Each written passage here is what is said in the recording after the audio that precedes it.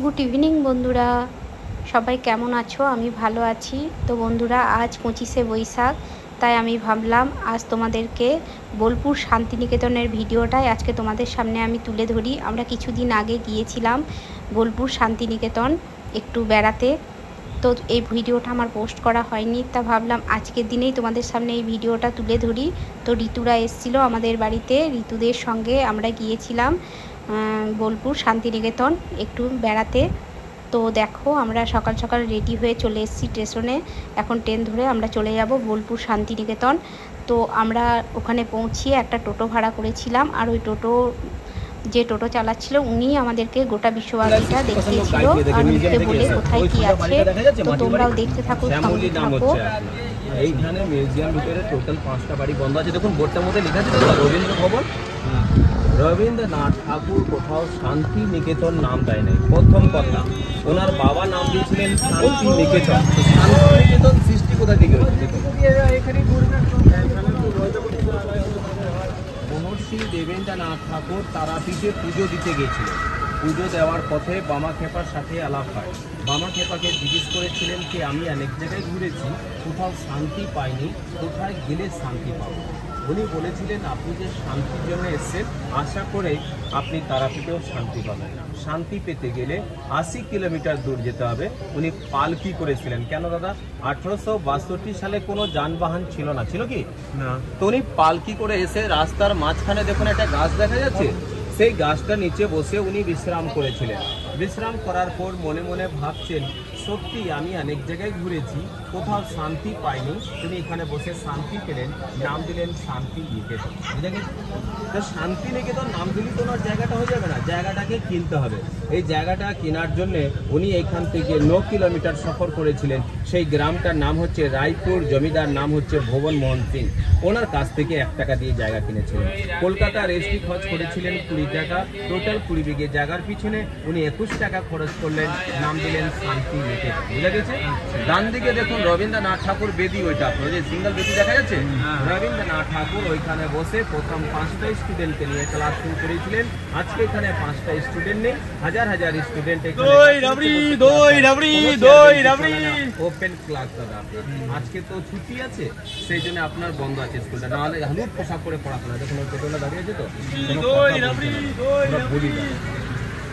এই যে আপনার গেটের ভিতরে যাওয়ার জন্য বছরে 4টে দিন নিয়ম হচ্ছে। কবে?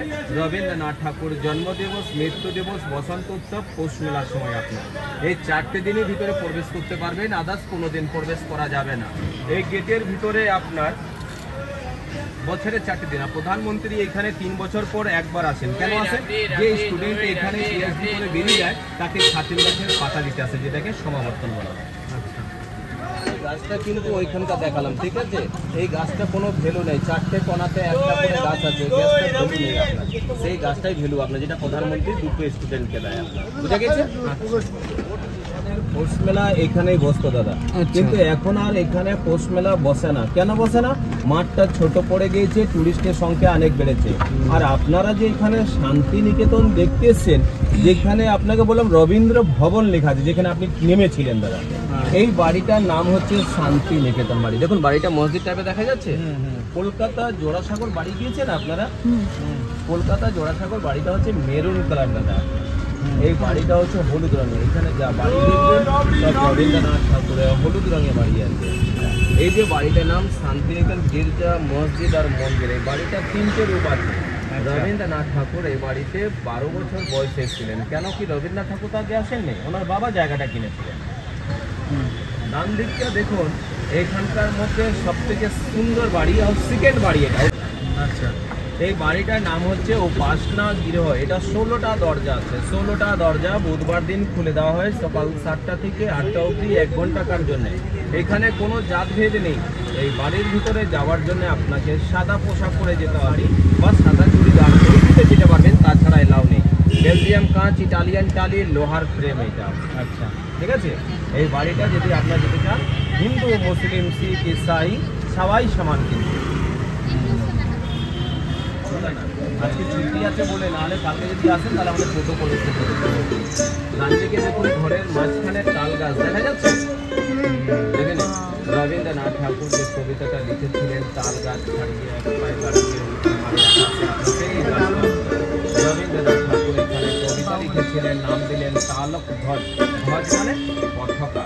নন্দলাল বসু তিনি এখানে প্রথম বার্ষিক প্রিন্টে কাজ শুরু করিয়েছিলেন, যেটা স্মৃতি হিসাবে বার্ষিক প্রিন্টে কাজ এখানে এখনো হয়, যেটা প্রত্যেক মঙ্গলবার আর শুক্রবার দুদিন এখানে স্মৃতি হিসাবে 1 ঘন্টা কাটে। এই বাড়িটা বানিয়েছিলেন বাংলাদেশের স্কুলের নাম হচ্ছে তেজস্বর চন্দ্র সেন।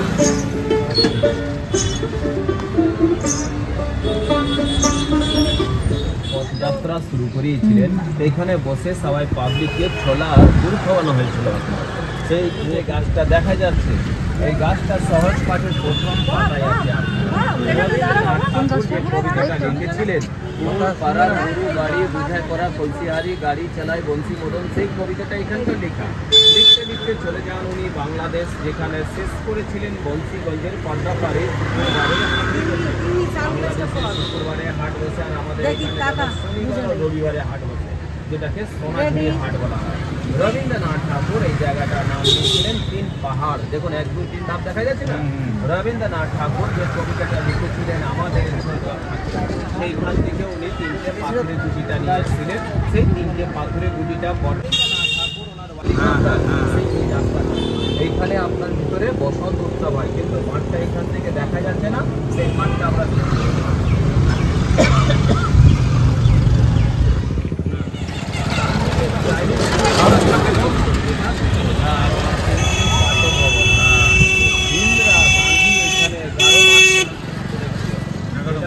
রবীন্দ্রনাথ ঠাকুর নাম দিয়েছিলেন প্রিয় দর্শনে। দেখতে খুবই সুন্দর ছিল।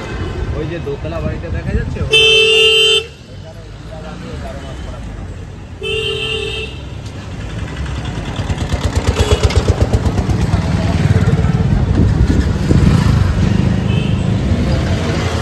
নিয়ে 1800 টাকা খরচ করছে, 4000 টাকা বেড়েছে, 3200 টাকা হয়েছে মাসে। ডান দিকে যে বাড়িটা দেখছেন আম গাছটা দিয়ে ঢাকা পড়ে গেছে, টালের বাড়ি। এই বাড়িটা হচ্ছে রবীন্দ্রনাথ ঠাকুরের দাদার বাড়ি। রবীন্দ্রনাথ ঠাকুরের দাদার নাম হচ্ছে দ্বিজেন্দ্রনাথ ঠাকুর। উনি এই বাড়িতে এসেছিলেন 1930। 1940 সালে এটা পাকা বাড়ি হয়েছে। আশ্রম মানেই হচ্ছে বিভিন্ন রকমের ফলমূলের গাছ না থাকলে আশ্রম অনুভব করা যায় না। সেই জন্য এখানে আম, জাম, লিচু, কাঁঠাল, বিভিন্ন রকমের ফলের গাছ আছে। এইখানে পরামর্শ কেন্দ্র, ধ্যান কেন্দ্র, যোগা শেখানো হয়। বাঁদিকে হচ্ছে ছেলেদের হোস্টেল, কলেজ 11 আর 12 ক্লাস হয়। যখন আমাদের এইখানে এই মাঠের মধ্যে আমাদের বসন্ত উৎসব হয়, এইখানে বসন্ত উৎসব দেখার জন্য সকাল 4টে থেকে 6টার মধ্যে প্রবেশ করতে হবে, আর 9টার সময় অনুষ্ঠান প্রোগ্রাম আমাদের শেষ হয়ে যায়, সকাল 9টা। এইখানে যাকে খুশি রং লাগানো যায়, কিন্তু বান্দরমুখী রং চলে না, টোটালি আবির দিয়ে খেলা। আর এখানে কলেজের ছেলেমেয়েরা প্রবেশ করতে পারবে না, মাত্র স্কুল লাইফ। বাঁদিকে রবি বিতান লেখা রয়েছে। রবি বিতান মানে রবীন্দ্রসঙ্গীত রিসার্চ সেন্টার এটা আপনার। আর গাছের নিচে দেখুন যে বিল্ডিংটা দেখা যাচ্ছে না, এই বিল্ডিংটা হচ্ছে আপনার মেয়েদের গার্লস হোস্টেল।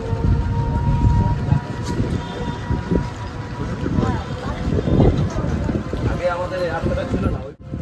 1862 মহর্ষি দেবেন্দ্রনাথ ঠাকুর যখন এসেছিলেন, এখানে কোনো যানবাহন যাতায়াত করতেন। সেই জন্য আপনার ডান দিকে দেখুন একটা হাতির মূর্তি দেখা যাচ্ছে না?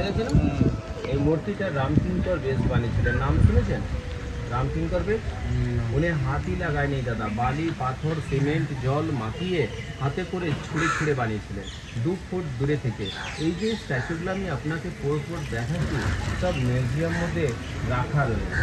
মিউজিয়াম মধ্যে কিন্তু সালিম মুন্সি বানিয়েছেন, যে বললাম অতুল পাতেন ভূতল করেছিলেন।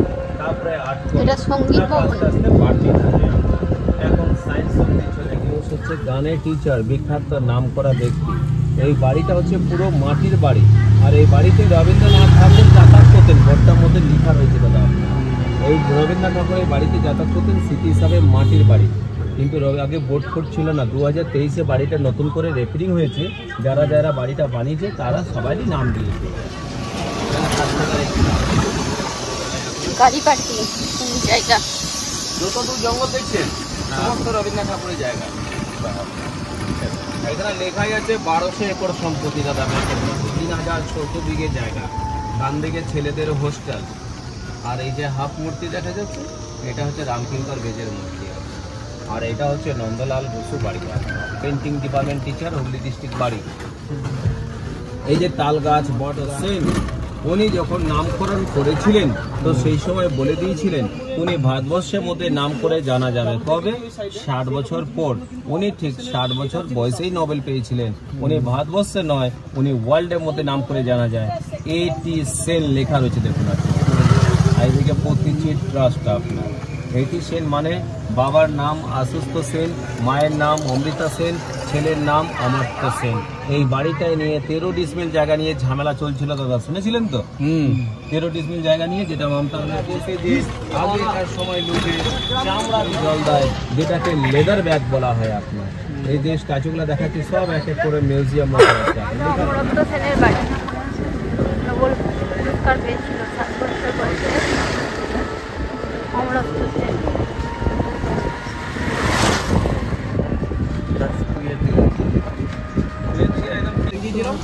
রবীন্দ্রসঙ্গীত, নাচ গান শেখানো হয়, মিউজিক, ডান্স আর ড্রামা। এখান থেকে আমাদের টোটো 4 চাকা ঢুকতেই দেয় না, কালকে যদি আসে তা ঢুকতে দেবে।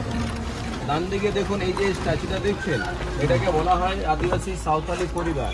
আগেকার সময় গ্রামের মধ্যে দেখবেন কি পাটার উপরে রেখে লোকে ধান ঝাড়ত, সে মহিলা ধানের আটি নিয়ে দাঁড়িয়ে রয়েছে। রামকিঙ্কর বেজ এটা বানিয়েছিলেন 1972, মারা যান 1980। সেই জন্য গলা থেকে মাথা কিন্তু কমপ্লিট হয়নি, আনকমপ্লিট আছে আছে তো। ডান দিকে দেখুন এটা হচ্ছে ছেলেদের হোস্টেল। স্টুডেন্ট নিজে হাতের কাজ বানিয়ে দেখাচ্ছে যে আমি কলাভবন স্টুডেন্ট।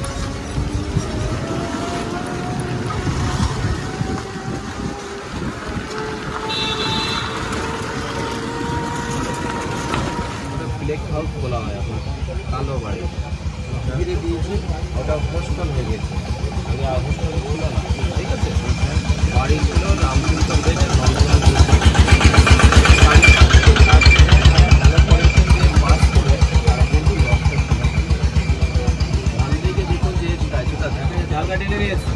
ডান দিকে যে স্ট্যাচুটা দেখা যাচ্ছে, এই স্ট্যাচুটা বলা হয় আদিবাসী সাঁওতালি পরিবার।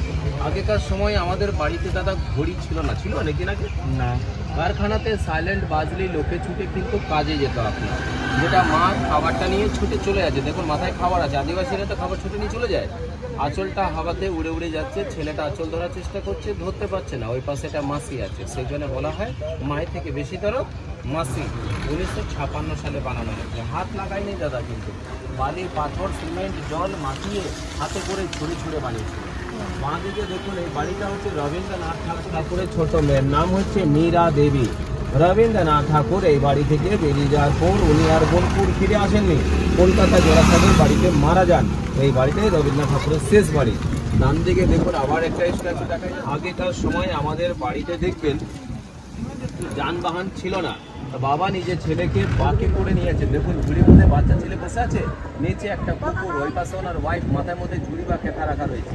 রামকিঙ্কর বেজ এটা বানিয়েছিলেন 1938, মানে ব্রিটিশের সময়কার বানানো। এই যে স্ট্যাচুগুলো দেখালাম, হাত লাগায়নি, বালি, পাথর, সিমেন্ট, জল মাখিয়ে হাতে করে ছুঁড়ে ছুঁড়ে বানানো হয়। সামনে দেখুন ওই যে সাদা কালো ছবিটা দেখা যাচ্ছে, এই সাদা কালো ছবিটা হচ্ছে আপনার